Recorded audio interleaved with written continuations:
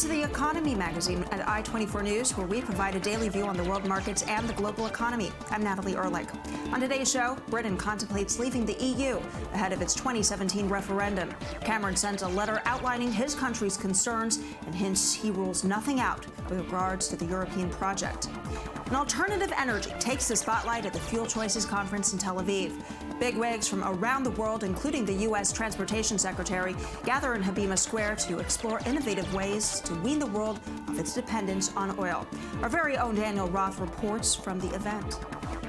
Well, now to the headlines. A number of pressures weighed on Asian markets on Thursday, including the looming Fed rate hike, continued worries over China, and also lower commodity prices. Japan's Nikkei managed to squeeze out 0.03%, but mainland China's Shanghai Composite fell 0.45%. Meanwhile, Hong Kong's Hang Seng bucked the trend, jumping 2.4%. In Europe, meanwhile, remarks from ECB head Mario Draghi on potential monetary stimulus there gave the markets a brief lift, but by the afternoon, the London's FTSE was down 1%. Germany's DAX down 0.9%, and France's CAC also down 1.5%. U.S. Dow futures pointed out in the green. Well, Tehran signed a contract now with Baghdad Wednesday to boost Iran's gas exports to Iraq by some 20 to 35 million cubic meters per day. Back in 2014, Iran finalized its first contract to export gas to Baghdad. This 6-year deal will send Iranian gas to Basra, which is in southern Iraq. Last year, local media said the Baghdad contract was worth $3.7 billion a year. Iran sits on the world's second largest nat gas reserve and currently produces some 600 million cubic meters a day, almost all of which is consumed domestically due to lack of exports means. Well, Greek unions launched a general strike against tax hikes and upcoming pension reforms Thursday, the first under the leftist government by Prime Minister Alexis Tsipras. The 24-hour strike has shut down public services, hurt ship and train transport, and also forced the cancellation of dozens of domestic flights. Hospitals are said to be operating only with emergency staff, and museums are also closed. In July, Athens accepted a 3-year, €86 billion bailout that saved it from leaving the Eurozone, but the money came with demands that it adopt strict terms of austerity. The European Union is now asking African states to help with its migrant problem and is willing to pay for it. The European executive said to be offering Africa as much as €2.8 billion in aid, easier visa access, and also lower costs for migrants sending cash back home in exchange for taking back illegal immigrants. The 17-page action plan, to be agreed on now by the EU and African leaders at a summit in Malta on Thursday, establishes dozens of initiatives fighting poverty and insecurity, which currently are pushing migrants into Europe. In Malta, French President François Hollande said investing in Africa would pay off in the long term. Europe is not wasting its money on investment in Africa. On the contrary, it will be an investment that will avoid further costs tomorrow if migration takes on a dimension that we cannot measure. And AB InBev's whopping $108 billion deal to buy SAB Miller still faces regulatory hurdles from the U.S., European Union, as well as others. Together, the two firms sell more than 30% of the world's beer, including brands like Budweiser, Stella Artois, and Pilsner. To close the deal, AB InBev will have to win regulatory approval in many places, even in China, South Africa, Colombia, and Australia. Should the merger fall apart, AB InBev would have to pay SAB Miller $3 billion.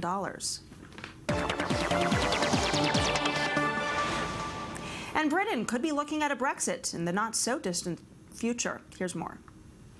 Dear Donald, I am seeking reforms to address the concerns of the British people over our membership in the European Union.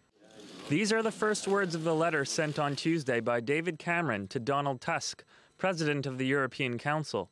In the letter, the British Prime Minister enumerates the conditions necessary for him to campaign for his country to remain in the European Union. If we can't reach such an agreement, and if Britain's concerns were to be met with a deaf ear, which I don't believe will happen, then we will have to think again about whether this European Union is right for us. And as I've said before, I rule nothing out. From his letter, 4 demands have been made public: to preserve the rights of the European countries that are not members of the Eurozone, to accentuate the integrity of the single market, to reinforce the power of national parliaments, and to limit foreigners' access to social care.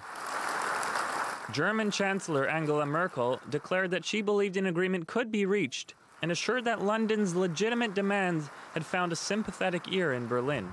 The European Commission spokesperson, for his part, didn't welcome Cameron's declarations as warmly as did the German Chancellor. Prima facie, we see a number of elements which appear to be feasible, like finding ways to increase the role of national parliaments. Some issues which are difficult, like ever-closing union and relations between the euro-ins and outs, and some things which are highly problematic as they touch upon the fundamental freedoms of our internal market. At the center of the debate, Cameron's request to limit welfare to European migrants during their first 4 years in the UK. And though this measure, if applied, would be in direct opposition to European principles, the British Prime Minister seems ready to fight for this demand.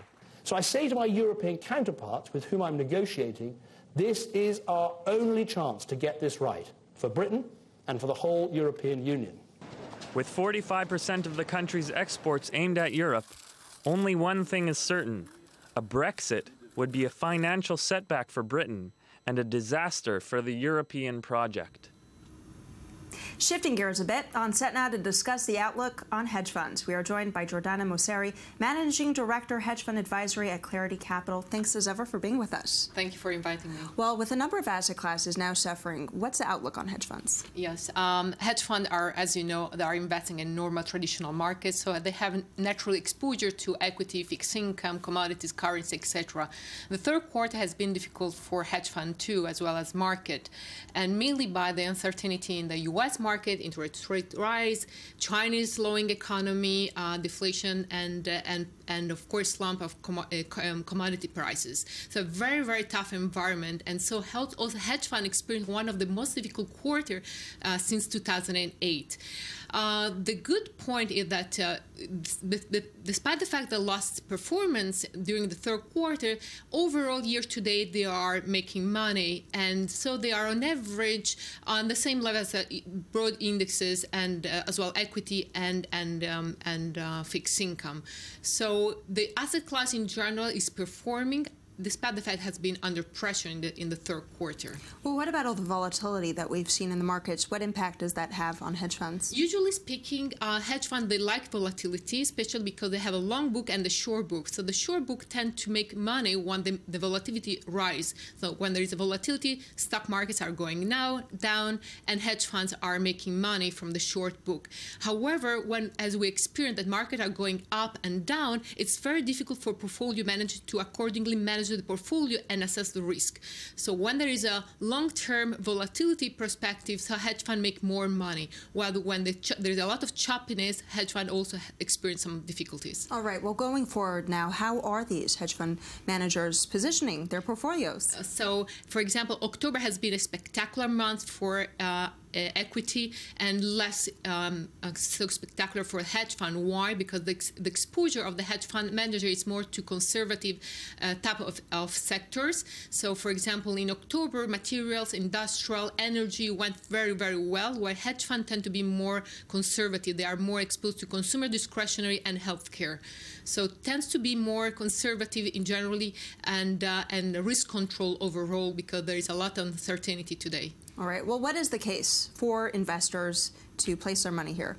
So again, in this kind of market environments, the best thing is to be liquid and to be very opportunistic and take opportunities both on the long side and the short side. So the hedge fund keeps being a very good opportunity for clients. All right. Well, thank you for your insight.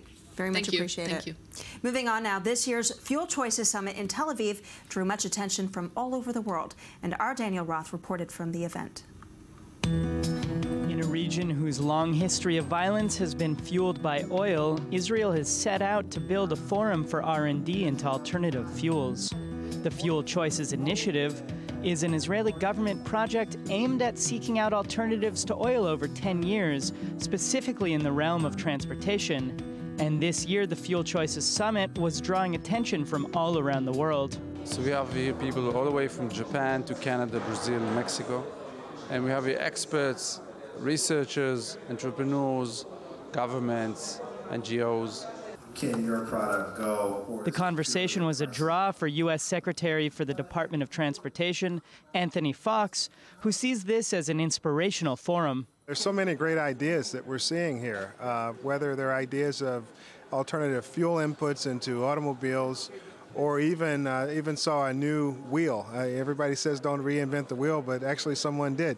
And I think these innovations are examples of what happens when either by necessity or because there are needs that need to be met that are unmet.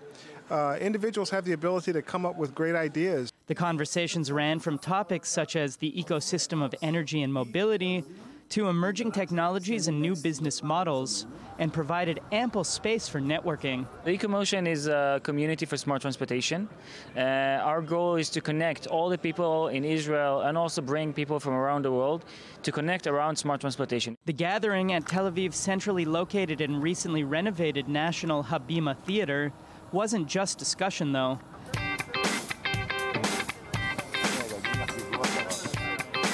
The public square was chock full of enterprising transporters seeking some time in the sun for onlookers to learn about the innovations at hand, from bamboo bikes to new electric cycles, and apps aimed at better planning like FanZone, which connects concert and sports event ticket holders.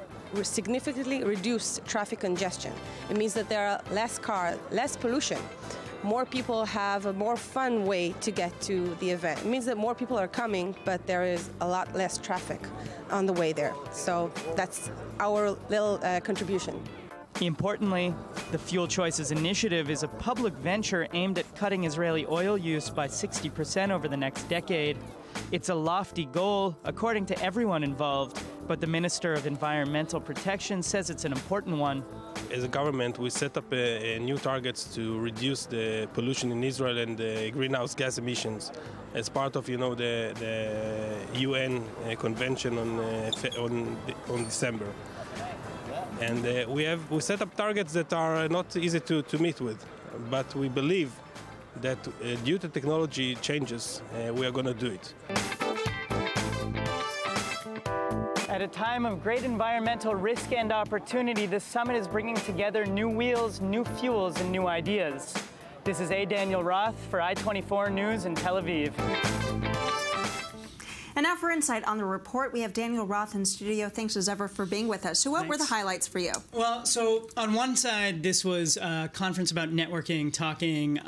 It was also a place where a lot of apps that help people network and talk were sort of unrolled and introduced. On the other side, though, this is the real exciting part. There was a lot of technology on the ground, from solar vehicles to electric vehicles to all kinds of transportation pieces that are really interesting, and the electric vehicles were actually sort of center stage. The head of Renault's electric vehicle section actually spoke to us, and we've got some sound on that. And we have sound on that. If you look at Norway, Norway is a paradise of electric vehicle with 15% of cars sold in Norway which are electric. And it's not magic why it's so successful in Norway. It's just because this country decided to set up a whole ecosystem on a very stable way to make sure that the electric vehicle will develop. Well, tell us more about this public-private debate. Yeah, so really what he's talking about is, and this is the head of, he's not a government official, he's a corporate official, and he's talking about sort of the marriage in Norway between private venture and private innovation and the public domain really creating an environment. And at the end of the day, that was really the center of the conversation. We had the Secretary of Transportation from the United States, Anthony Fox. We had the Minister for Environmental Protection, and we have all of these startup entrepreneurs. We have all these innovators, all these individuals, as Anthony Fox put it, Secretary Fox, sort of coming together and looping, if you will, the innovative process of building tech like the scooter that you saw me on, into cityscapes that require sort of creating systems for people to have access to this stuff. Those scooters can help people get around a city. Right. Well, it certainly is innovative, but what is the profitability of these innovations? So the future is in alternative fuels. That's at the end of the day. We're seeing coal and oil, their value is degrading every day, and we're seeing that solar, wind, these kinds of energy producers, sustainable energy producers, are really taking center stage. They're where all the investment is going. They're where all of the interesting technological innovation and exploration is going. And it's both happening on a private and a public level. So that's really where all of the attention is, but not just the attention, also the money. Well, thanks as ever for reporting on that. Do appreciate it here. That wraps up our show today on all your business and economic coverage from the Jaffa Port in Tel Aviv. I'm Natalie Ehrlich. Thanks as ever for watching.